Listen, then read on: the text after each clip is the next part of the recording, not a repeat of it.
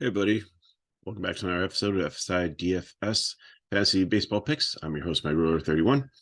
Hopefully, you're not super tilted about last night like I was, where we had a lot of Garcia. He threw one pitch, got injured, is out of the game. And even though, I did okay because in most of my lineups, I stacked Toronto and I had Bichette, who had a home run. A couple other guys had Verdugo, who had a home run. And then I also had that Boston second baseman who was like really cheap and 1% owned just because I need a cheap second baseman. He hit a home run. So, I had enough there to like minimum cash most of them and survive, but like that decent pitcher, some of them, especially like I had one that like a Dodger stack that was pretty nice because they went off, but then with Garcia pitcher, it didn't quite work out. So, anyways, on to today, 11 or 12 game slate, large one for a Tuesday. So let's get right into it and fly through this here. So, first game up, we have the Nationals and Chicago Cubs in Washington. Wind blowing out 12 miles per hour. That helps bats just a little bit. Wisniewski is not a bad pitcher, especially against this Washington team that doesn't have a ton of pop or anything. So, I would, in the lower range, he's definitely in play here at 5-3. Williams on the other side, not interested in. Cubs, if you want to stack them in a GPP, I think I'm fine with that. They're not exactly like super cheap. You got guys at like 5K, the high 4Ks here. So I think the GPP, Washington, really not interested in. Cleveland and New York, the wind is blowing out 11 miles per hour here. You got Tanner Beatty and Garrett Cole, and the total is only 7.5, which, it even with the wind blowing out, I think it could be a good pitcher's matchup. Beatty, BIBEE, is a decent choice and the low range here for a pitcher at 6'5". This Yankees team again really has some strikeouts, doesn't really have some great pop here, missing three major pieces out of it. So I think he's in play. Garrett Cole is probably going to be top switcher on the slate here against Cleveland, who they don't strike out much, but they don't have a ton of power. And I think he can manufacture some strikeouts against them. Cleveland bats are just definitely the highest contrarian lineup. If you think Cole's going to have an off day and that the 11 mile per hour wind's going to help hitting with these guys, I definitely stack them. There's probably enough lefties to go there with like Juan, Ramirez, Naylor. Again, you can't play Naylor and Bell, which is frustrating. Jimenez. So that's where I go with that. And then the Yankees, like not super interested in him, but like their 5, 6, 7 hitters are like the ultimate like free stack here. Calhoun at 2-1, Cabrera at 2-5, and then Kiner Falafa is at 2-3. I mean, those guys are like pretty much free if you want to throw that like mini stack in if it makes your major stack work. Toronto and Boston, high total here, wind blowing out 10 miles per hour. We did see some offense. We got Kikuchi and Houck. Kikuchi's been struggling this season, but he comes up against an offense where he's been good against lefties, and this is mostly lefties in this offense. Like Reef Snyder doesn't scare me. Turner doesn't scare me a ton. He might get a double, a home run every so often. Kiki's not been great. Arroyo hasn't been hitting. Connor Wong at catcher has been okay. So, I think Kikuchi's definitely in play here. It's a large slate, so I mean, if you land on him or if you're playing like multi-entry, I think maybe he could have a solid night here, or he could get completely blown up. Who knows? But I think I'm leaning just with the way the bats are, even though the wind is that he does pretty well against them. Houck on the other side here, not interested at all. He's been okay against righties, but I'm not playing him at 8-1 in this slate here. Blue Jays, definitely, even though Houck has been good, the Boston bullpen hasn't been great. So I think, the Blue Jays definitely makes a lot of sense here. It seems like Vlad and Bichette, I don't know if Springer will be back in lineup. He had an illness. So, and some of the like Belt has been great, but Kiermaier is decent for a cheap guy for a wraparound stack. Boston, I think you can play him in GPP. But that's about it. To try to get more of the righties in, maybe a 3-man stack, maybe some of the lefties like Deaver hits well on both sides of the plate. I'm fine with that. Next up, we have Minnesota and the White Sox. Wind's blowing out here 18 miles per hour. So this is definitely going to help hitters. I think on the Minnesota side, the White Sox have just been horrible. So I don't even think that, they'd be a leverage stack. Joe Ryan's been a good pitcher here. I downgraded him a little bit. I have him 4th on my list just with the wind, just in case for some reason Chicago hits some balls and gets lucky.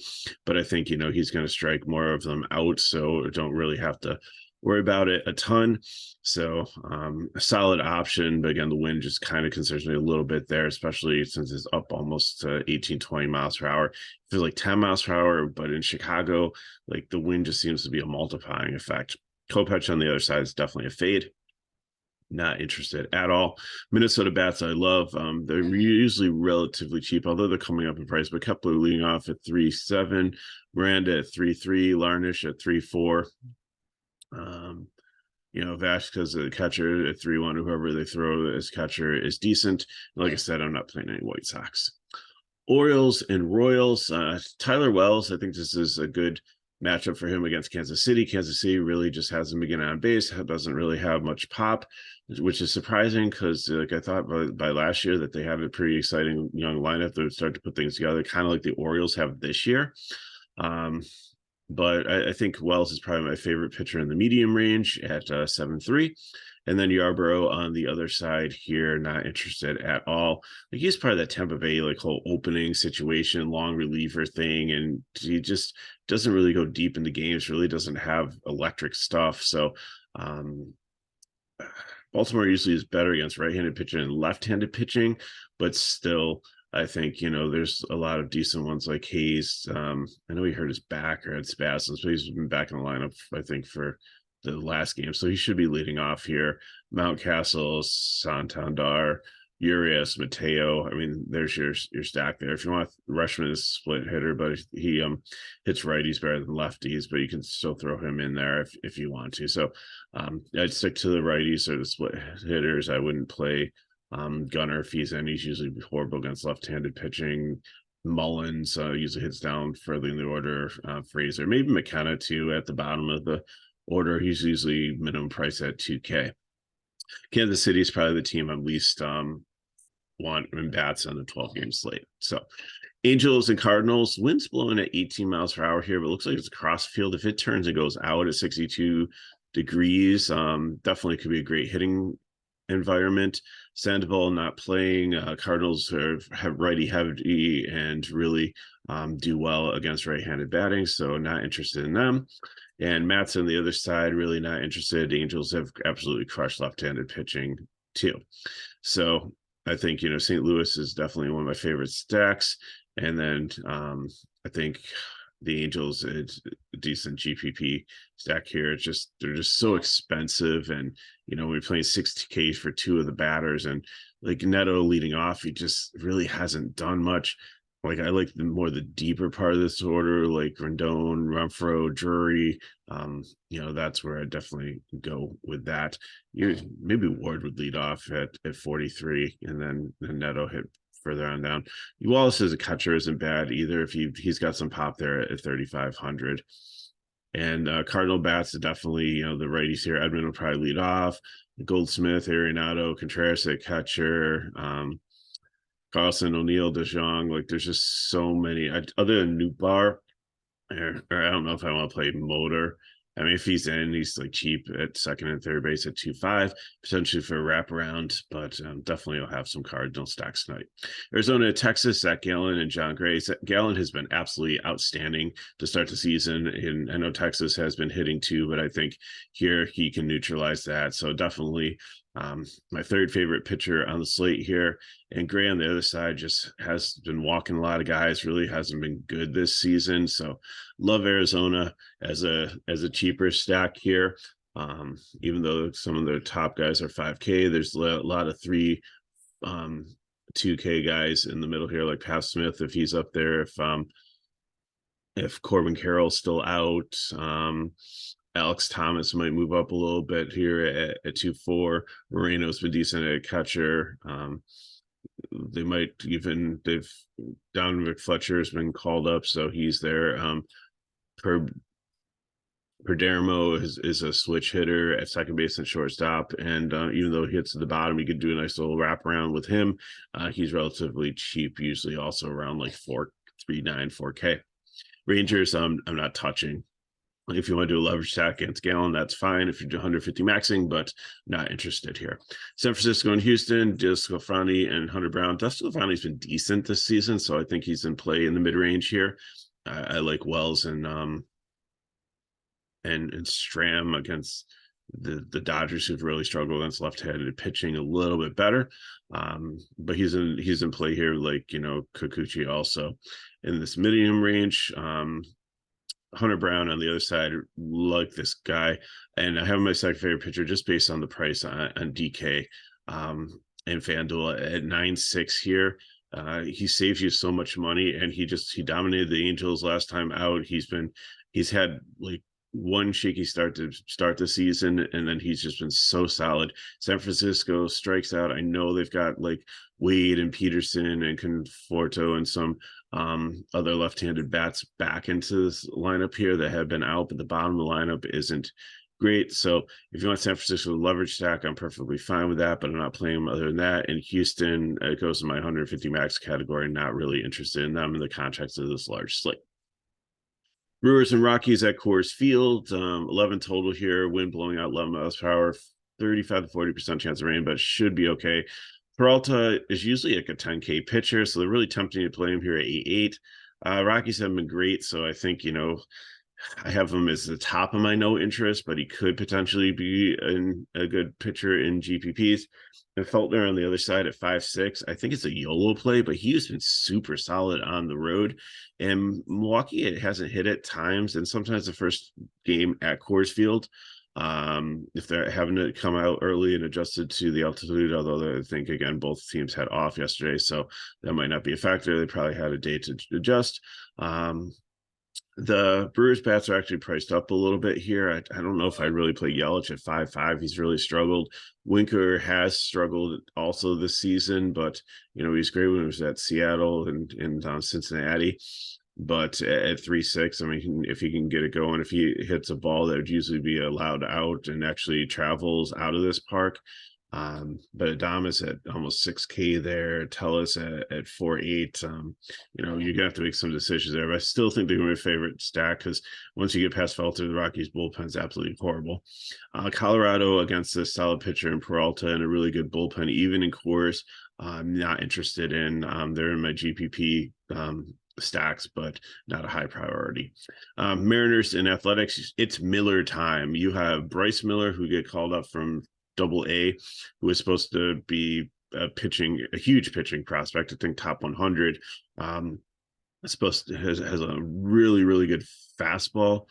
I believe can throw like heat. And he was supposed to come up, I think, later, like maybe next year, like 25 or 26. Not yet, but they lost Robbie Ray for the season. Some of their other pitchers just have not worked out at all. And, you know, they've moved him to the bullpen or out of the roster. So I think they're going to give this guy a chance. And who better to give him a chance against a AAA lineup in the A's? I know the A's have put up some runs, but they have been horrible. And this is a great ballpark also for it, too. So, and then you have Mason Miller on the other side, who has a solid first outing. And the Mariners do have some strikeouts. They do have some power. J-Rod, we'll have to see if he's back after his injury. And I think some of the other guys might have been sick, so we'll have to watch that. So it all depends on the lineup, but I think both Millers are in play here. I like Bryce Miller at 4K against this A's lineup. Opens so much for you for salary-wise.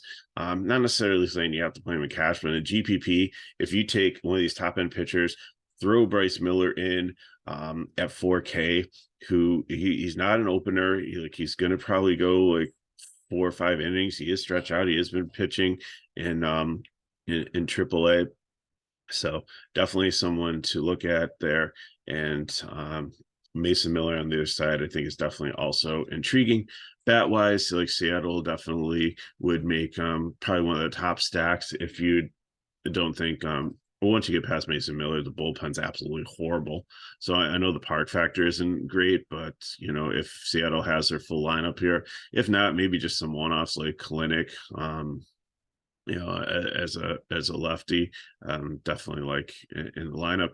And then the A's, I mean, if you think this new rookie pitcher who really hasn't had any major league experience or a ton of AAA experience also can actually put together a good game against him, then definitely like release leading off. Ricker's been solid. um, so if you want to build a 3-man stack or a full stack against them, I get it. Cincinnati and the San Diego Padres. Ashcraft against Walker. Ashcraft, I'm not interested in. The Padres are starting to put together a little bit. And I think like Matt Carpenter at like the fifth spots really helped also with this. And they're able to like kind of alternate like righties and lefties a little bit in this lineup, mix it up a little bit. So I'm not interested in Ashcraft. Walker has been horrible this season, but so is Cincinnati, and it's a good park upgrade for him. So I think he's in play in the medium range if you're mass multi-entering, but I definitely prefer like Wells, Strom, to Sclafani and Kikuchi over him. Bet-wise, Cincinnati, I think, is a great cheap stack if you think that Waka is still going to continue to struggle. Love the lefties. Waka's been a little bit reverse splits at times too, so the righties are perfectly fine. So pick who you want and make your stack, or use them as cheap fill-ins in lineups. And then San Diego's probably my third favorite stack here against Ashcraft. Philadelphia Phillies and the Dodgers. Michael Stram and Julio Urias. Stram, he's been solid as a young pitcher. Last 2 outings have been good for him. And like I said, the Dodgers have struggled against left-handed pitching because like most of their decent guys besides Betts and Smith are left-handed. That we've been loving Outman, we've been loving Muncy, we've been loving even though Freeman has been super great this year against when they do come up against right-handed pitching. So I think Stram's in play here at 6'9", in the middle range here. And then Urias on the other side. He hasn't been great, and Philly is a decent lineup. Bryce Harper will be back, but I wouldn't be playing Bryce Harper. They have him priced up at 5-1. He has done no rehab starts, like no spring training. So like, how's his timing? It's a lefty on lefty, so I think it might be like one of the worst plays on the slate to play Bryce Harper. Watch it like comes out, has like 3 home runs, but I doubt that's going to happen. Dodgers have a good bullpen behind Urias.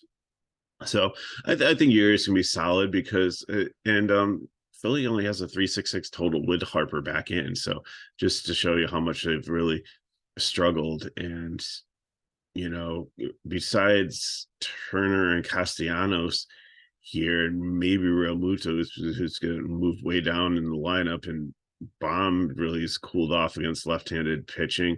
Like who do you have here? You're looking at 1, 2, 3, at least 4 lefties in the lineup here, and Sosa doesn't scare me at the bottom as a right-handed batter. So I think Urias as the price point again, if you can get up to Brown at 9-1 is decent. On FanDuel, he is way cheaper than the top 4. And definitely makes things more affordable. So let's look at some all the games. Yep, 12 of them. So let's look at some builds and get you on your way for your day. So like I said, I'm going with Brown. If you Cole, Galen, Ryan, all great plays. Ryan, I think is probably the most solid, but scares me a little bit with the win. So Cole and Galen, I think, would be the top 2 there. But I like the savings on Brown, so I'm going there. SP2, like I said, Wells, Millie, if you want to take a chance.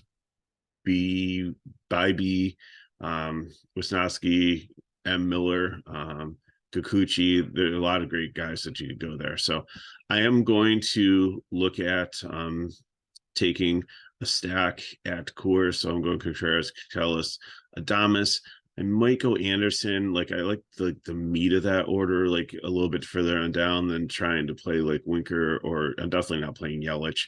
But Winker is cheap, makes it work. And I think I'm going to throw in some Minnesota bats to kind of make it work out there just with the wind and against Kopech, who's been a horrible pitcher. So that's what I'm going for that. FanDuel, same thing. I'm Brown, Tellis, Miranda, Adames, Kepler, and Contreras in my utility spot. And then for GPP, I'm playing, I can get up to Cole here because I'm probably playing Miller as my SP and GPP as an SP2. And I'm going to take the Blue Jays again in Fenway Park, wind blowing out, Vlad, Chapman, Bichette. And then I'm taking the Angels, Pete Smith, Alex Thomas. If Carroll's in, I'll try to get up to him, but that works out for me. And then finally, Urias or Wells for the GPP, Vlad, Rojas, Bichette, Verceo, Carroll, or P. Smith. It will determine if I play Urias or Wells. So that's what I got. So if you have any questions, leave them in the comments below. Hit me up at MegaRoller31 on Twitter. If you want more information on FSi DFS, it is in the description of the video. And if these videos help you, as always, please like them, subscribe to our channel if you haven't already, so you know when all our videos are coming out, and share with your friends. So appreciate all we've seen a bump in people subscribing. So definitely you guys are sharing. It's getting out there more and more. I think we're just a shade below 4,200 over the weekend, and we've driven up also. I think we picked up like 10 to 15 subscribers just in the last couple of days. So appreciate it so much. Thank you so much. Hopefully we're helping you out here. Hopefully we don't have a situation where our key pitcher is scratched like Garcia last night. Hopefully Garcia is okay. So thanks again for watching. Good luck in your contest. Have a great Tuesday. We'll see you next time.